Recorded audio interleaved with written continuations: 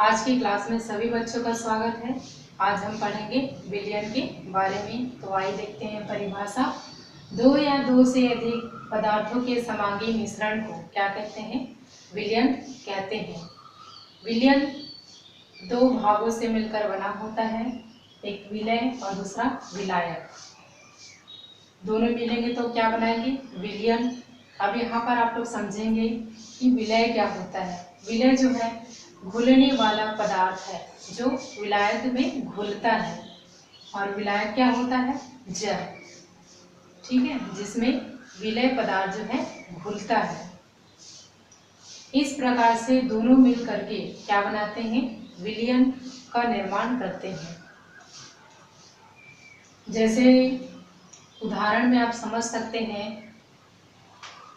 पानी के साथ में यदि चीनी को मिला दिया जाए तो दोनों मिलेंगे तो क्या बनाएंगे?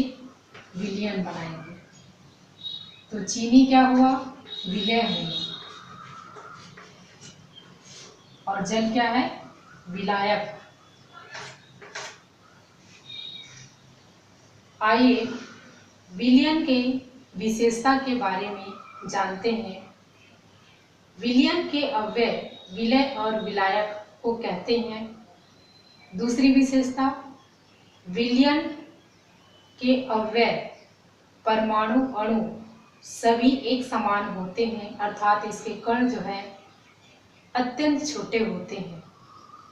तीसरा, विलयन के जो कण होते हैं वो अत्यंत छोटे होते हैं। चौथा, छोटे होने के कारण से ये प्रकाश किरणों को नहीं फैला पाते।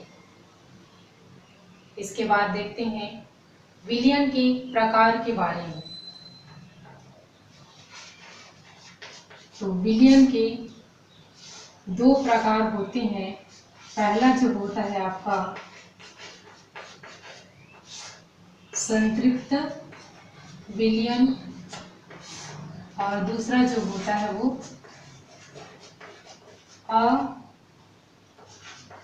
असंतृप्त विलयन। सबसे पहले समझते हैं संतृप्त विलयन को। संतृप्त विलयन वे विलयन होते हैं जिसमें विलय की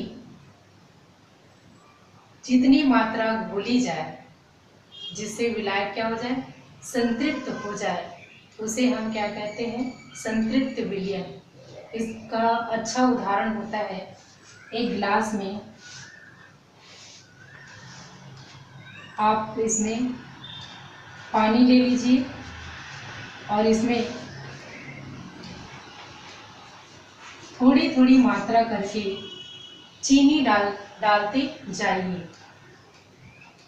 कुछ समय पश्चात एक ऐसी स्थिति आएगी कि जहाँ पर चीनी जो है घुलना बंद हो जाएगा। तो ऐसे विलयन को हम क्या कहते हैं? संतृप्त विलयन कहते हैं। दूसरा होता है असंतृप्त विलयन, अर्थात इसमें विलय की मात्रा कितनी भी डाली जाए वह क्या हो जाए? पूरी तरह से एक सार हो जाता है, यानी कि घुल जाता है। ऐसे विलयन को हम क्या कहते हैं? असंतृप्त विलयन कहते हैं। जैसे पानी में आप नमक थोड़ी थोड़ी मात्रा में डालते जाइए, और तो नमक जो है क्या होता है? पूरी तरह से घुल जाता है। तो ऐसे विलयन को हम क्या कहते हैं? असंतृप्त विलयन कहते हैं, अर्थात विलय की हम जितनी भी मात्रा डालते जाए वह उसमें जाकर क्या हो जाता है? घुल जाता है। तो ऐसे विलयन को क्या कहते हैं? असंतृप्त विलयन कहते हैं। हमारा अगला टॉपिक है निलंबन। निलंबन के अंतर्गत यह कह सकते हैं हम कि निलंबन जो एक प्रकार का क्या होता है? विषमांगी मिश्रण होता है। इसमें विलायक के कण जो है माध्यम में नहीं घुल सकते, जिसे हम क्या कहते हैं? निलंबन कहते हैं। निलंबन का आकार जो है बहुत बड़ा होता है। यह प्रकाश किरणों को क्या कर देता है? फैला देता है। इसका अच्छा एग्जाम्पल है रेत और जल का मिश्रण। रेत क्या है यहाँ पर? विलेय। और जल क्या होता है? विलायक। अर्थात निलंबन में विलय का जो आकार जो होता है वो कैसा होता है?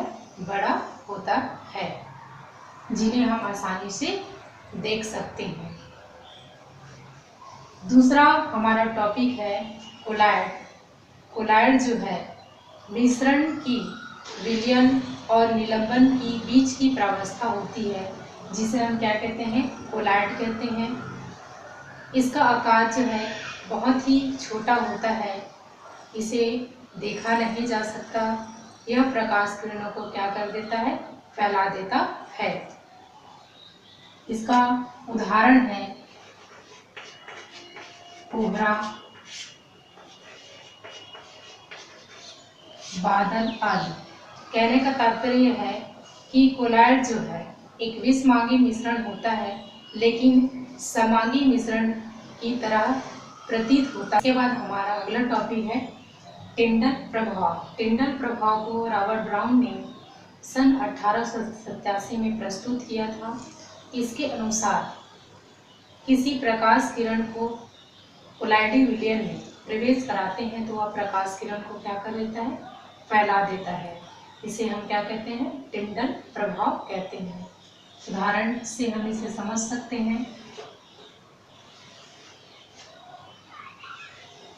ये एक पात्र है, इसके अंदर में कोलाइडी विलयन है।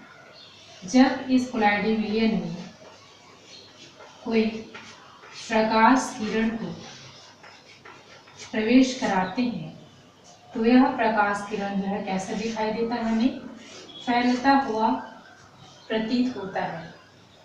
जैसे कि एक खिड़की से जब प्रकाश किरण आता है तब वो जो है एक उसका अलग अलग स्तर जो है जब दिखाई देता है, उसी प्रकार से इसमें भी प्रकाश किरण जो है कैसा दिखाई दे रहा है? फैलता हुआ दिखाई देता है, जिसे हम क्या कहते हैं? टिंडल प्रभाव कहते हैं। इसमें विलायक के जो कण होते हैं वो विलय के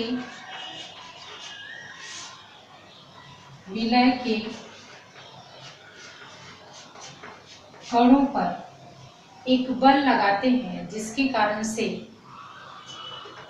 कण जो है अनियमित दिशा में ऐसे या फिर जिगजैग दिशा में ये जो है चलने लगता है।